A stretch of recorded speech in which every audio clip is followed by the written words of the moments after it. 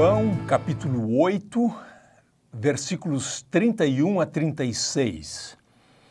O evangelho escolhido para a festa da Reforma, que sempre é 31 de outubro.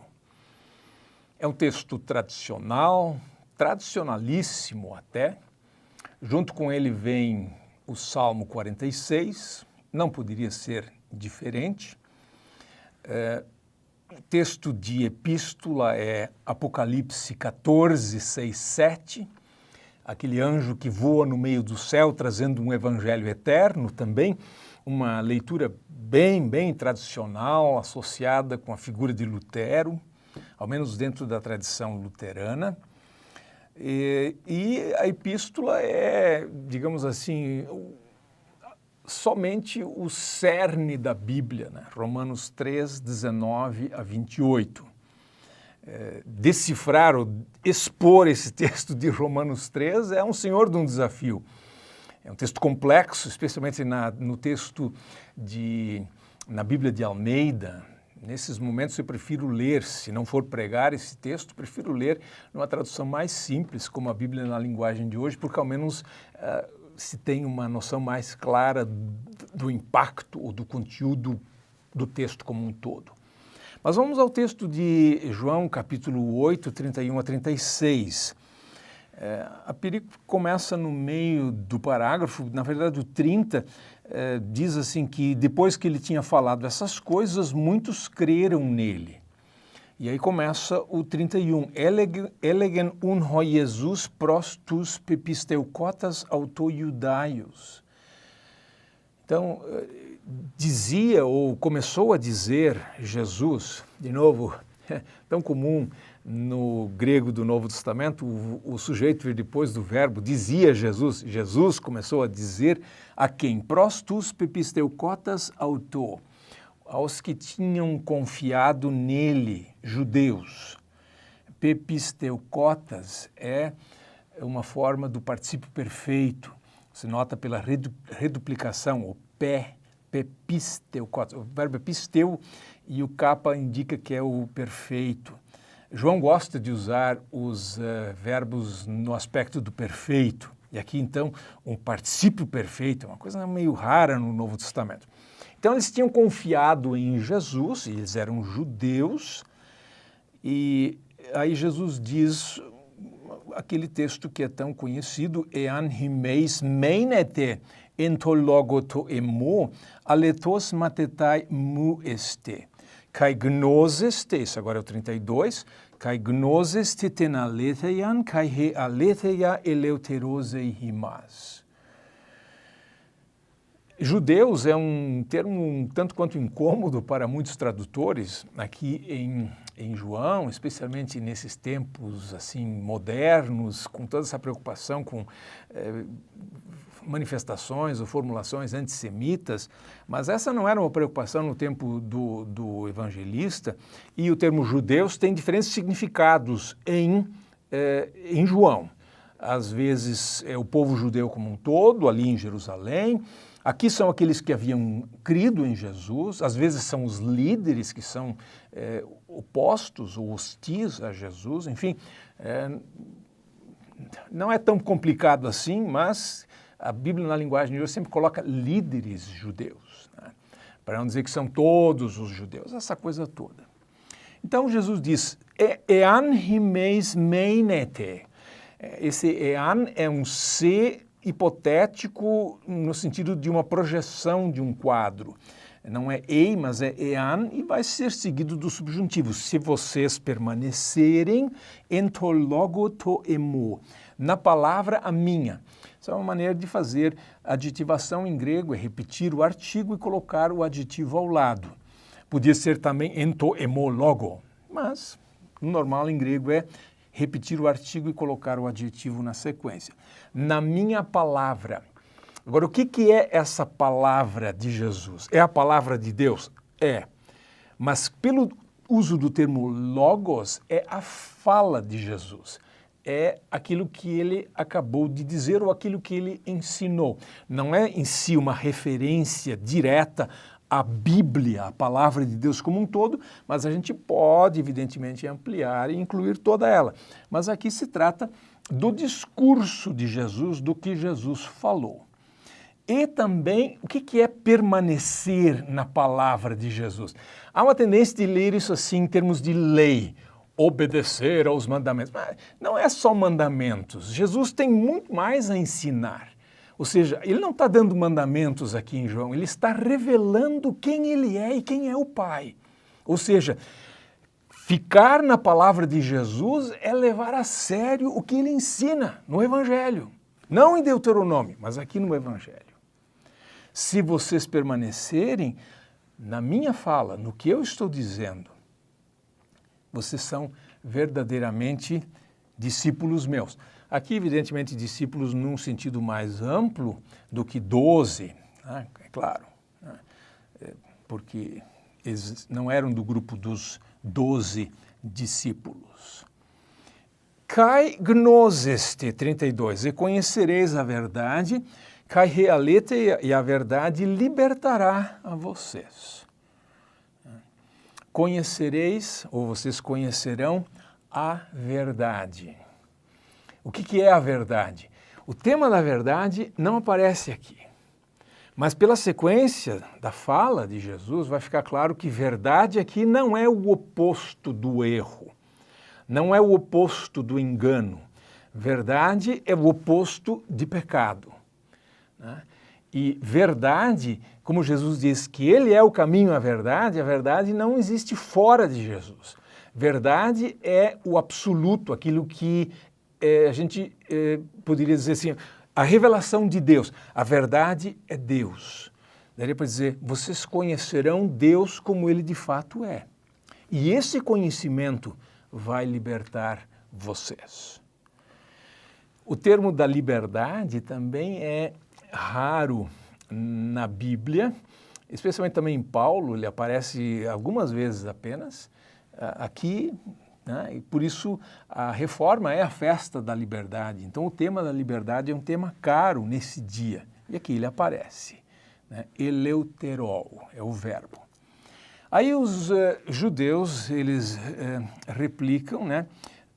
Apikritesan pros auton, embora não diga que foram eles, mas o verbo está no plural. Disseram a ele, ou responderam a ele, sperma Abrahames men kai udeni deduleu kamen popote. Pos zilegeis hoti eleuteroi genesesti. Então eles dizem, sperma Abraham. Sperma é semente, é um coletivo, descendência, mas a gente poderia também dizer descendentes de Abraão somos e a ninguém fomos escravizados em tempo algum. Deduleukamen. Agora, de novo, uma forma do perfeito que é um aspecto verbal bastante encontrado neste evangelho. Então, nunca fomos escravos de ninguém. Agora, escravos em que sentido? Claro que eles tinham sido, entre aspas, escravizados politicamente, socialmente, mas, de repente, eles dizem, espiritualmente, nós sempre fomos livres. E, na sequência, Jesus não fala de escravidão ou de domínio político, ele fala de um outro dominador. Então, por isso, não sei se dá para enfatizar tudo, eles disseram que eram livres, mas na verdade não eram. Isso não está no horizonte desse texto. Então eles perguntam para Jesus, como tu dizes que livres sereis? Apikrite autois ho Jesus 34, amen amen lego himin, hotipas hopoionten hamartian dulos extintes hamartias. Então respondeu-lhes Jesus. Jesus respondeu, amen amen. Esse é o típico início de discurso de Jesus em João. Nos sinóticos, às vezes, ele usa um simples amém. O normal é que o amém venha ao final. Jesus coloca um amém no começo e é um duplo amém. É como se fosse um juramento. Podem crer com toda certeza, ou seja, ponham fé nisso. Eu digo a vocês que pas hopoionten hamartian, todo o que faz o pecado, todo o que pratica o pecado, servo, escravo é do pecado. Então aqui Jesus diz qual é a verdadeira e a grande escravidão. E ele fala de hamartia. Mas o que é pecado? Esse é um termo complicado, juntamente com outros tantos termos bíblicos, que a gente acha assim, todo mundo sabe o que é. Fé, por exemplo. Todo mundo sabe o que é fé. Amor, tranquilo. Esperança, pecado. É um termo perigoso, porque cada um tem o seu conceito de pecado e normalmente a coisa vai mais numa direção moralizante. Pecado é fazer coisa errada, de repente não sei isso, não sei... Ok, é isso também, mas a gente tem que perguntar o que significa aqui nesse contexto. Mais adiante, em João 16, fica claro que o Espírito Santo vai convencer o mundo do pecado porque não creem em mim, diz Jesus. Portanto, pecado é não crer em Cristo. Aqui, pecado é você ser, é um tirano. É um tirano que faz com que você seja tirado da casa. Você não é mais da família. Então, ele é escravo do pecado. Esse conceito de pecado chega próximo àquilo que Paulo tem lá em Romanos, em que pecado é um dos tiranos, juntamente com a lei e a morte. Ou seja, ele é um senhor que toma conta de você e que, como recompensa, só te dá a morte. Esse é o pecado. Ou seja, pecado é como que personificado aqui. Ele é um poder, né? Pecado não é errar o alvo aqui, né? Se bem que hamartia não é tanto errar o alvo, é acertar o alvo errado, é colidir contra a vontade de Deus. Mas aqui tem um sentido, de novo, diferente de tudo isso que eu estava querendo dizer há pouquinho. Agora vem o 35. Rodedulos umenei ente oikia eiston aiona. Hohuios menei eiston aiona. O doulos, o escravo, não permanece na casa para a eternidade ou para sempre. O filho permanece para sempre. Uau! Mas o que isso tem a ver? Esse versículo 35 é sempre um mistério, assim, mas por que isso? Do que isso está falando? Jesus está mudando de assunto. Qual é a conexão entre esse versículo e o que vem antes? Não está totalmente desvinculado, porque os judeus tinham dito, nós nunca fomos escravos de ninguém, né? E nós somos filhos de Abraão, nós somos descendência de Abraão. Eu acho que dá para fazer uma ponte com aquilo que Paulo faz lá em Gálatas e diz assim, Abraão tinha 2 filhos.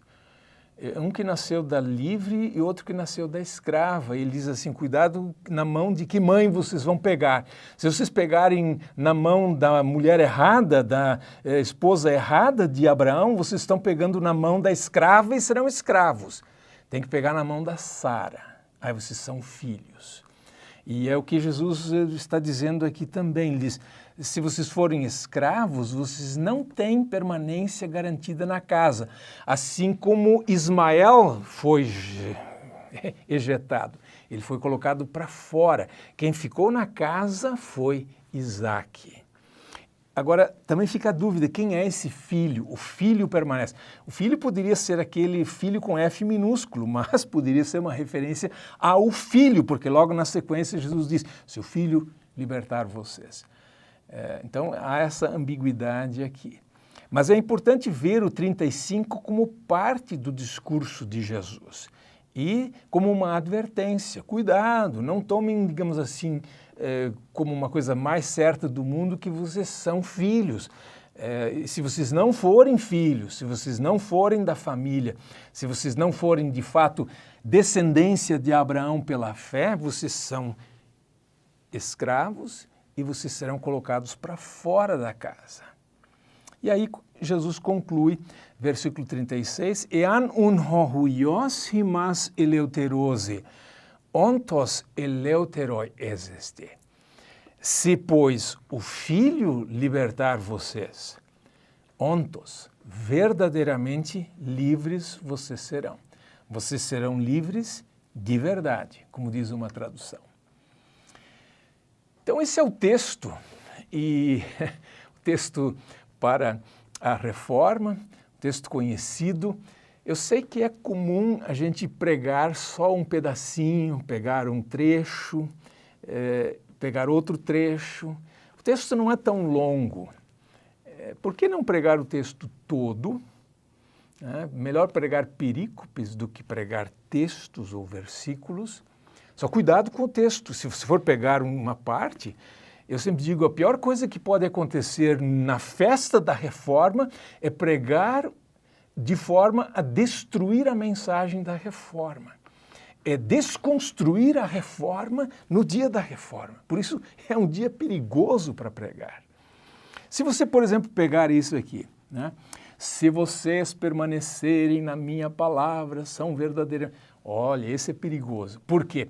Porque você vai jogar a câmera para cima do povo e dizer, está com vocês. Então é a nossa performance que importa. Temos que ser bons herdeiros da reforma, tá permanecendo está com a gente. Se a bola está com a gente, a coisa é lei. É preferível ler até o final e dizer, se o Filho libertar vocês, aí verdadeiramente vocês serão livres. Essa é a ênfase. A reforma ainda tem tudo a ver com Jesus. Se você ouvir falar só de Lutero nesse dia, diga para o seu pregador no final do culto, hoje o negócio estava fora do foco. A reforma ainda é Jesus. O Filho é aquele que liberta. E esta é a mensagem da reforma.